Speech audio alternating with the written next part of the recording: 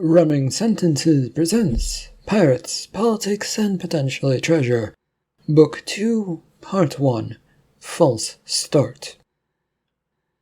The hunt for treasure is back on, as things settle down with new friends and foes popping up all over the place. This story is written and narrated by Michael Hunnery. It is a work of fiction. Any names, characters, business, events, and situations within this story are products of the author's imagination. Any resemblance to real people, situations, characters, businesses, events, and/or fictional ones, such as businesses, characters, events, and so on, is purely coincidental. Copyright 2023, Michael Hunnery. All rights reserved. Cordite had at some point raised his hands while waiting for these shots to come in and hit him. There was an agonizing wait for such a thing to happen now. He wondered if it would be okay to open his eyes, or if that was what they were waiting for to see to shoot him. He kept his eyes shut as he pressed himself against the wall of the hallway to this cruiser that they'd boarded for this mission. Are you guys gonna kill me or not? Kill you? What gave you that impression, sir? The gun's pointed at me. What was I supposed to think when I see that and, the word execute was said? Unable to further resist, he opened his eyes. The soldiers from before were now just milling about, but none of their weapons pointed towards him anymore. The one who had been talking had come up to him with a pat on his shoulder. No, this was a simple operation. I don't understand, and I don't think I want to understand, but if you could explain what you're talking about, or at least hint about it, soldier? Captain Lewis of the Royal Guards at your service. Nice to meet you. Yes, likewise, Mr. Cordite Mercury. This operation of ours was a test-run operation, to see if a ship handles being attacked. It was all staged. Oh, so that's why the crew are ignoring all of this. He watched as several crew members filtered on past, ignoring them. Oh yes, they have work to do keeping us floating throughout space and headed towards our destination. I wouldn't dare risk taking everyone hostage. It simply wouldn't work, and our ship would, maybe fall? Don't really know space. Never asked. Should probably do that. Nodding his head slowly, Cordite felt a headache coming on. This was not what he'd expected, and, he wasn't sure what he expected anymore. And just to be sure, that explosion-like feeling, that was you and not some other alien-like creatures? Yes, that was us. Come, let me show you to a nicer, more comfortable space. I know it's probably been a lot on you and your nerves. This Captain Lewis began to pull him down the hallway before he could get another word out. Not that he had anything further to add to this conversation. Cordite instead took his time to think and wonder if everyone else was okay as well. His mind wandered a bit towards Tulis, wondering if she was okay since he didn't see her around. There might be a fight from her and those two new weird aliens that had been brought aboard that he had suspicions about. Then realized that what thinking wasn't getting much done, he settled on letting himself be taken away. He was shown to a grand meeting room with a long table and a variety of guests all sitting about it. At the head of the table, of course, was President Utility, babbling away about how he knew this whole thing was going down. Cordite, though, was more interested in seeing if Tulis or the other two were around. He easily spotted the conniving-looking creatures hanging back against the back wall of this room, talking to one another, with occasional looks towards them. Tulis, though, was nowhere to be seen, and since Captain Lewis had just up and left, there was only one thing left to do. President Utility. Oh, Mr. Mercury, you survived the little espionage games. How grand. Isn't our military grand? Works to perfection when you want it to. I don't care about any of that. Where is Princess Tulis? Oh, she's somewhere about, I suppose. The soldiers were to round up everyone. I'm sure she'll show up shortly. His comments were interrupted then by a soldier who came up and handed a message over to him. Utility was quick to read it and looked rather worried. Mr. Cordite, do you happen to know what the princess status is with her kingdom? Well-liked or hated or something? Why was she brought to the galactic government to work as a embassy person? There was a moment's pause, mostly of confusion, as Cordite tried to decipher the sudden change in attitude and questions. Why, are you asking? Oh, you two seem to have gotten close lately, and, haven't you? And, been friendly, or more than friendly, maybe? It seems like you two like one another, maybe you don't, I don't know. Just what people have told me. Anyway, I'm asking because we have an important message, and I don't want bad things to happen now, to her. Well, as far as I'm aware, and from what I can gather, she's not well liked by her family, I think, or politically. As for by her people, I don't know.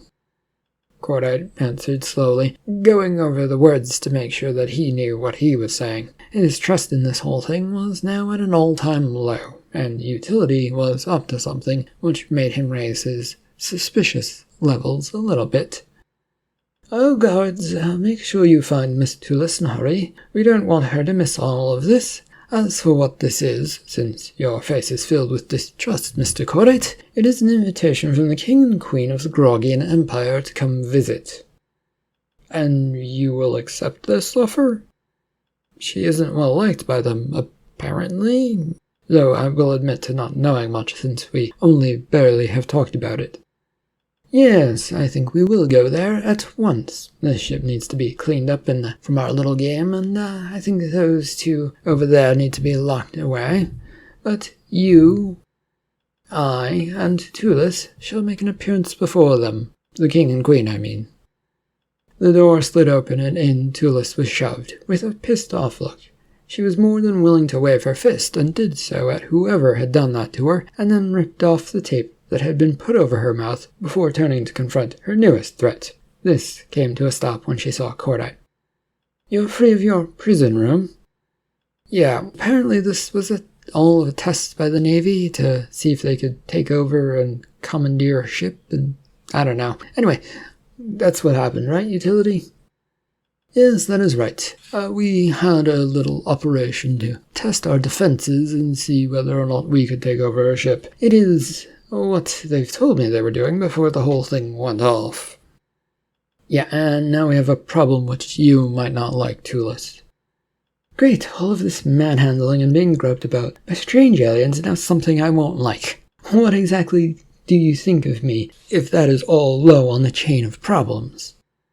Cordite grimaced but nodded, that those weren't all terrible things, but should be addressed. He couldn't do anything about them, and a side glance to the president told him that a similar answer would probably have come from Utility if he was the least bit concerned about it, which he didn't really appear to be. Your parents, Tulis, have invited the president to meet on your home planet. If Tulis could go ghastly white, she did, though the tone and shade of her skin made it a bit hard to tell if that was the case. She was fairly tan-looking, and Cordite was mostly assuming this, since she seemed to have frozen up and zoned out and staring above their heads, with her jaw dropped a bit. Do you have problems with your family, Miss Princess? She snapped, too. They disowned me. With no chance of them willing to take you back? This earned a glare from her as she stared down Cordite. I have no fucking clue. Yes, they will be in for a surprise, so settle down for now. You can rage at them later. For now, we need you two looking much more regal, so go away and get something better to wear. I'm sure there's a tailor somewhere aboard this ship. The shared cabin space that Nero had was a fine thing. He didn't mind sharing. No, that was a good thing, since it helped one find friends and so on. He didn't need such things, but to help other people, he was always willing to offer that, and, he was always willing to put himself out there if friends could be made. He sat across from two such people who were probably needed a bit of help, who were playing a game of cards and sort of ignoring him and sort of not. There was a problem, though. In his opponents, who he's playing with, were Mott and Francis, who were both actually his roommates for this journey. How he had gotten stuck with them, of all aliens, was a puzzle. Go fish. You really don't have any blasters? I wouldn't say go fish if I did, Doc. He stared her down, then half turned his attention to the screen behind them that was hanging up against the wall. It was set to show the news around the area and galaxy. There was a big news flash showing some sort of spaceship landing on Grogian soil. The king and queen were even out there to greet the visitors, which made him growl. Those two were really evil people, but when the doors of this transport ship opened and out strolled President Utility, followed by his sister and the dreaded Cordite, his jaw fell towards the ground. Oh, at least she is safe. Surprised by Nero's sudden talk, the other two turned to look at the screen as well. Oh yes, it does appear that way, and Cordite has survived whatever plot was thrown his way. Plot? What do you mean? Oh, he sent us a message telling us 2 unsavory people were aboard the cruiser he was on. He suspected they were up to something and asked us to sort of follow along. And you didn't see fit to tell me this? Nero threw his cards onto the little table that had been moved between them for the game. He was standing up a second later, though, unsure of what to do with himself other than just stand up and look angry. He would have acted up and potentially got us thrown off the ship. We chose the quiet route. You were following me then? Yes and no, Mr. Nero. Our plans did not involve you, but we found you headed for the ship that we were going to, so it sort of happened.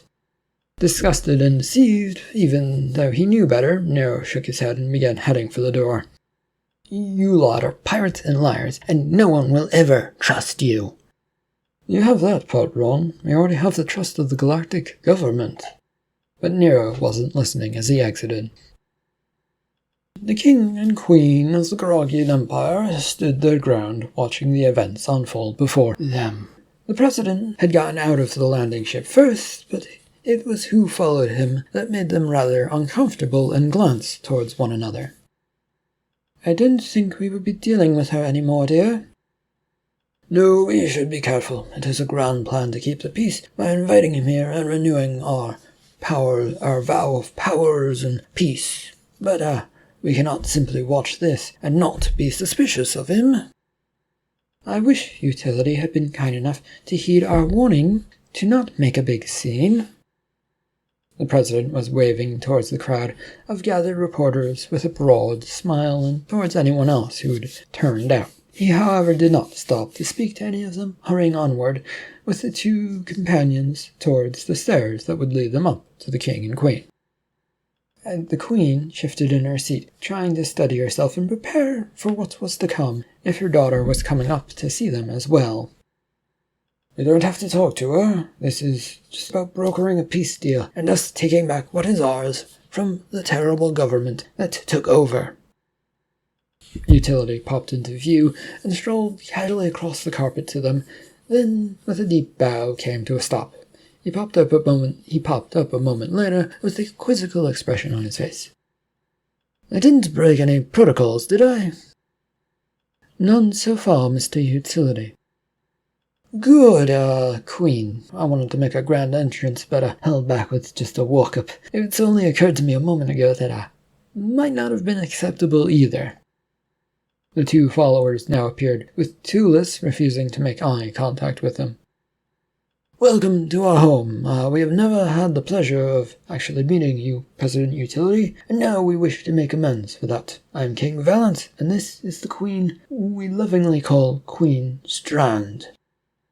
My name is Strand. You can call me Queen, though. Pleasure to meet you two. Since you already know my name, shall we talk about why it is you want me here? Of course. We're seeking peace from the recent episodes that we've become entangled in because of our foolish former government. It is an effort to keep the people happy and do what we should have done a long time ago and return to power.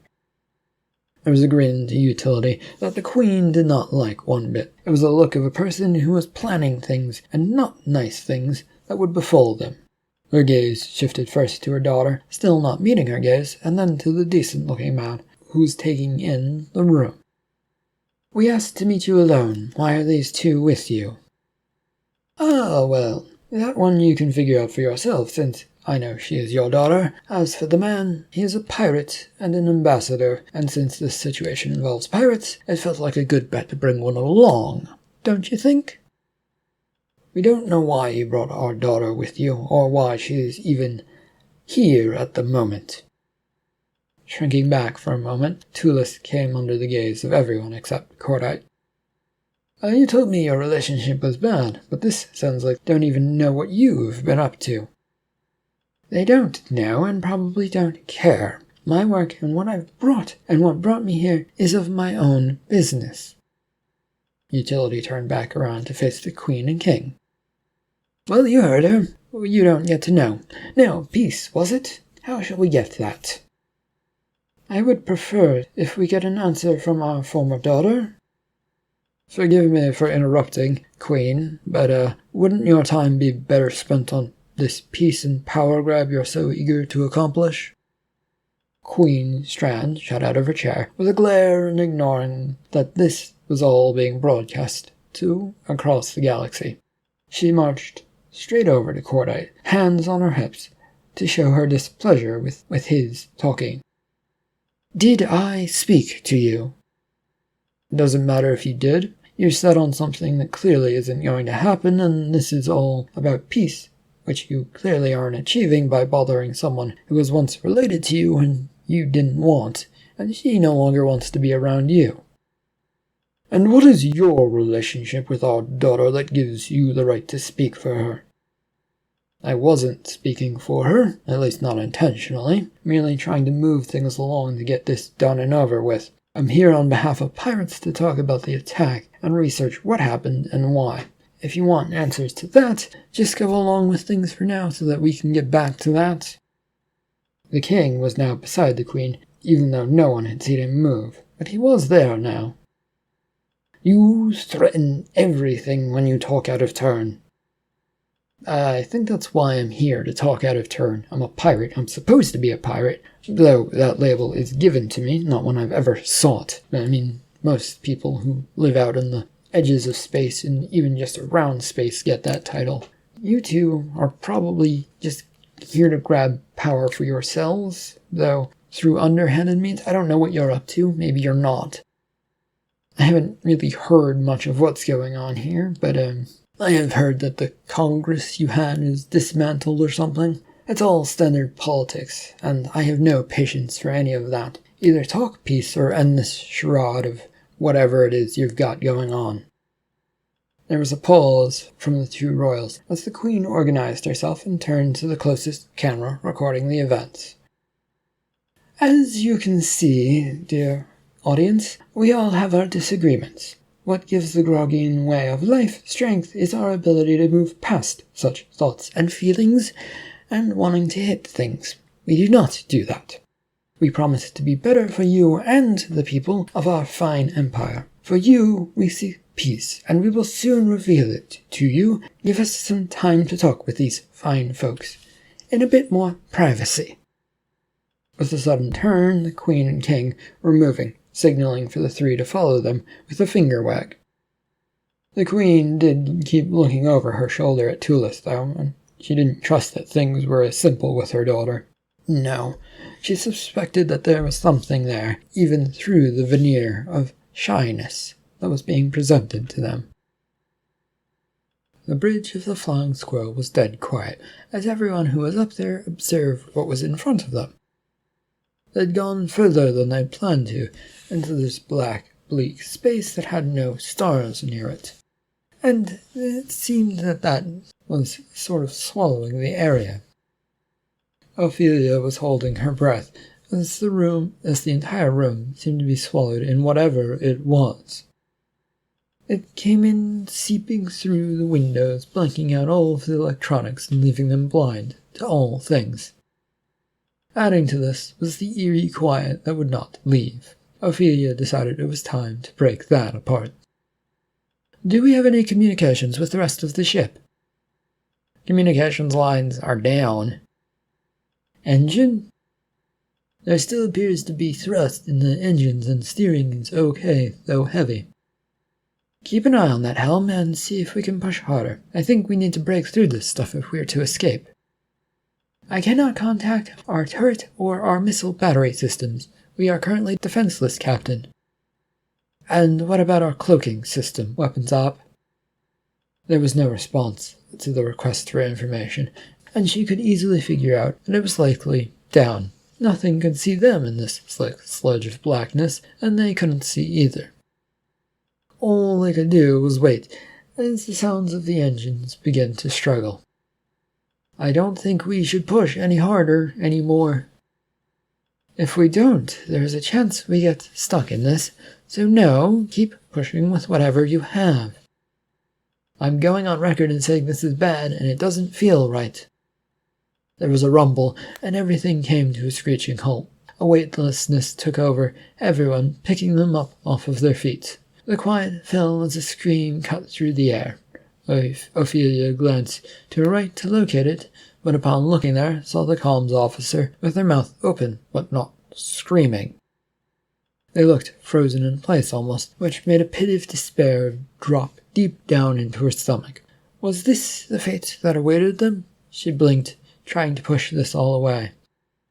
Helm, push through! The words left her mouth, but she wasn't sure if they'd reached her target or not. The lack of movement hadn't dropped, leaving her trying to push forward and achieving little as the ship moved, she gasped. If only she could say something or do anything that would break this. Why have you come here? This voice sent a shiver down her spine and back up it. It was exciting and dangerous sounding, that came from nowhere, and felt like it was all around her in the moment. She managed to look about the place, but couldn't quite place it. Her mind tried to figure out what it wanted, and an answer to that question that it had asked, but there might be something more, maybe something else. The question was coming up with a good answer, and being able to say it out loud to this voice. Answer me.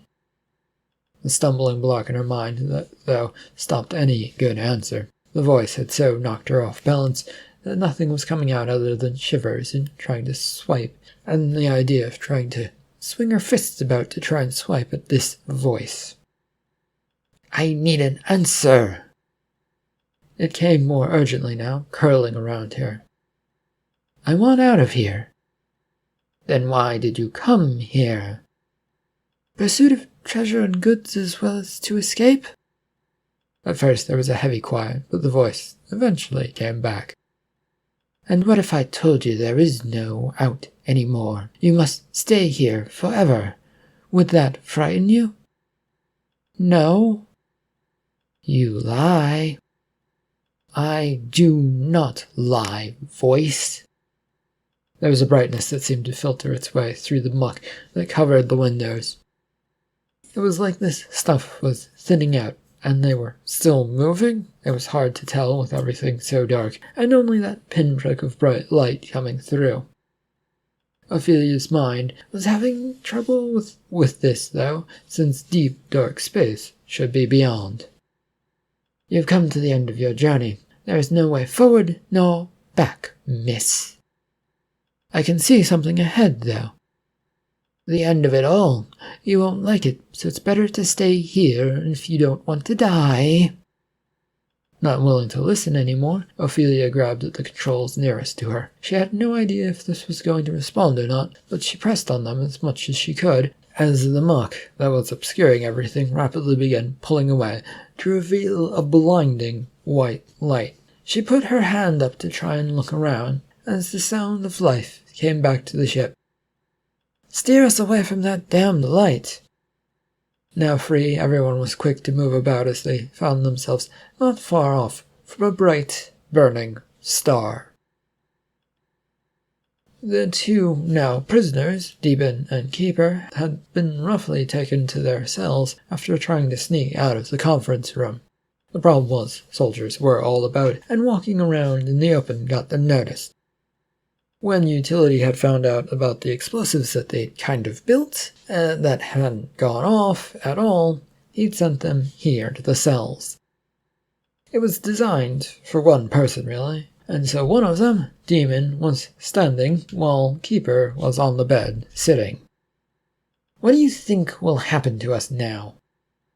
They still need us to get through to that mysterious place. Don't underestimate what we still have. And what exactly do you know about that demon? A place cut off from society? What exactly is hidden within that turf? I'm not saying you could have turned against me and be pumping me for information to save yourself, Keeper. I'm trying to save both of us and my family. The former president hadn't much thought of his companion and was munching about the small space as he came to a stop. This was news, and it was the type that could help sway things if applied correctly. His political mind began to whirl up with ideas. I'm sorry to hear that, Mr. Keeper. Oh, you don't care one iota about them or me or yourself or anyone else, so go save your words. You think so little of me, then, that I would use everything against you? Obviously you're going to. You were trying to get information out of me since I said family. I was lying, by the way. There is no family. I was testing you. Demon was studying his associate named Keeper, carefully trying to recall something. He still had some access to his old memories of his and was searching them, but searching them wasn't exactly easy. His face twisted in thoughts as he wandered the halls of his mind. What are you doing, by the way? Thinking. Your old name was Zull, right? And there was a pirate family, right? I think I've heard of them and the story of a dread and terror that fell upon them. Those were old tales and no truth to them. If you believe those kind of stories, you'll believe anything. Oh, you wouldn't bring up something like that if you didn't mean something behind it. You're the type to put yourself out there and watch people bite at bait. Demon then moved over and grabbed Keeper by his shirt, pulling him up from the bed so that he was standing. This would make things uncomfortable, but it was the last thing on his mind as he shook the alien. What do you know? I told you what I know, Demon. Things are mysterious, and it's only old tales that got retold 1,000,000 times and probably blew up as a result. You have answers that could be the key to getting us out of here. Now look who's pumping for information to save their own lives. You think I'm gonna tell you everything? Yes, now give me answers or I will find other ways to get them out of you. He let go and back down, dropped Keeper onto the bed into a seated position. I don't remember much other than my former name. They did something to wipe my memory. Though I still have patches here and there, somehow they knew exactly where to wipe. Then we should fix that, shouldn't we? We know things. We can do things. Having come up with an idea, Demon grabbed a hold of Keeper's head and then smacked it hard against the back wall. A terrific thunk echoed about the space and was followed by the rushing steps. Guards were soon outside of the door, opening it up. What are you doing? What you lot have failed to do. Get information. With the door open, the two guards were rushing into the tight space, trying to grab at Demon and wrestle him out of there, but not before a good few more thunks of Keeper's head were hit against the wall. They would eventually wrestle him out of there. Ow, that fool has lost his mind. You're the one who's lost his mind. You're the one who has no mind. If you did, then we wouldn't have planned backroom shit. Upon hearing this, the guards clamped down hard on Demon's arms to keep him from trying anything else. This was followed by the hiss of a wire probe gun, which hit Demon square in the forehead, and all he could see were stars floating about his head. He stared at them for a moment as things went black in his mind. Tulis was doing her best to stay back and away from the mess that was in front of her, namely her parents. The king and queen would take their seats up on the high perch, while the three of them remained down below on a little landing. Peace comes at a cost, Mr. President. Well, everything associated with value has that moniker attached to it, King, and I'm willing to look past all that has happened, and say it is all done by rogue elements acting on their own interest if can achieve a peace between us. And the pirates, of course.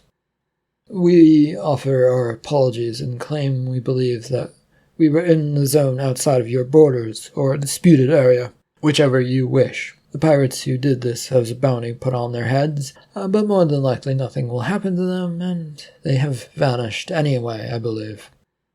Is that supposed to keep us satisfied? We lost a ship and plenty of sailors. Well, the pirates will pay small reparations than what we can afford. I'm sure we can work out something on that front as settlement. Yes, and now on to your demands, since you haven't made any, really. What is it that the Queen and King are so desperate for from the Galactic Empire? The two royals shared a look. I thought you were smart enough to figure it out. We want to not be under scrutiny for our actions for the next year or so. Right, as my friend here, Cordite Mercury, was guessing. Power grab. Sorry, I'd forgotten that part, even though you might have said it out loud for all of the galaxy to hear. The people trust us to do right by them. Of course, Queen Strand, until they don't, and then they will never tell you until it is too late. Off goes your head. But if you're okay with all of that, then so am I. Utility began moving up the stairs, trying to head for even ground, though this earned him hard looks all around from guards and the king and queen. Tulis watched this while moving about the room, trying to stay a bit hidden and away from the situation. Stop trying to hide, Tulis. You aren't good at it. And why is she here, you two? Why is she here, President? We need to get to the bottom of that. Well, I would offer a guess and say it's to make you two think, and guess about all that is going on. Or were you not quick to pick up on that? Stop talking about me like I'm not here, but thank you for the answer, Cordite. Then stand up with some backbone, daughter. Don't creep about in the shadows if you don't want to be questioned, and have whoever you have around you speaking for you. Whatever happened to the young girl who loved to get in trouble and sneak her way out of it? I'm hanging around pirates, Mother. Is that not enough of a sign that I haven't grown out of that? Pirates, the most lazy of vagabonds, they barely register as a threat to most governments. It is the average people who consider them a threat to their peace. Plus, they make for a good excuse to blame things on, and not really much of anything. Well, stop blaming them, then. This is what got you into these problems in the first place. And anyway, Cordite Mercury over there rescued me from the mission that I was sent on. She pointed towards him, who was now looking about, trying to avoid being the center of attention, even though everything had shifted towards him. You mean when you returned and then when you were expelled from the family for your failures to complete that mission? Yes, when that happened. I still don't understand why you don't want me to be a part of the family, and now you're questioning everything, but yes, then. There are only so many people in line to rule a kingdom. You weren't cut out for it, daughter. Nor was your brother. Choices were made, and they were the right ones from what I can see right now. Well, now that you've had your lovely little chat, can we agree on peace, mostly? Hammer out some details? And then, announce it to the public. You'll turn a blind eye to what we want, and put forth some of the money for a new ship. Yes, but no more attempts to break away from us. Do that and agree with the pirates to stop trying to go to war with them, and I suppose we'll be all good. I like peace, so keeping all of our kingdoms in a happy accord would be a good idea. No one is going to ask about the rumored treasure hidden somewhere. All attention shifted right back to Cordite, who shrugged. I'd figure I'd throw it out there since we want to cooperate with one another, don't we? The room former Vice President Vic sat in was boring. There was nothing to do, and he had a guard inside here with him, staring down at him, and that was all he was going to do. The chair Vic was sat on looked out a window that had the sun glaring right through it, so he couldn't actually look through it for very long before it started bothering his eyes, and the only other thing to stare at was the guard, unless he wanted to look around the room, but the room didn't provide much. "When will I get the chance to say my piece to the king and queen?" "Nobody knows." "Will I get to talk to anyone soon? I have answers burning up inside of me that I need to get out." "No." There was a knock at the door, which opened a moment later with no one saying anything like enter. The guard moved to grab their blaster from their holster as Exalia wandered into the room. She gave one look to the guard, trying to dismiss him, but seemed to have no luck with that. "What are you doing here?" "I've been informed of a political prisoner and wanted to see if there was anything I could do for them, if you'll excuse us." "There isn't, and I won't." "What are you doing here, Exalia?" "Looking in on what is going on. Why? Shouldn't you want to see me?" Vic snorted at the thought. The last thing he needed was the opposition party helping him out, and then owing them anything in return. What good would that even do when he already had a deal, and for what he knew, Congress was probably dead? "I don't want to see you." "Have you cut a deal?" "Of course I have. You would do the same. Now go away." "The Congress is locked down, and there is nowhere for me to go anymore." This was welcomed news, and made him snort with satisfaction. He now had evidence that things were going as he expected. A useless Congress now locked away and unable to do anything. It was about time for that to happen, although he kind of wished he'd been able to do it instead of the king and queen. "Then what do you expect to even accomplish here? You have no power, and sticking your nose out further will merely get you arrested." "I came to get you out."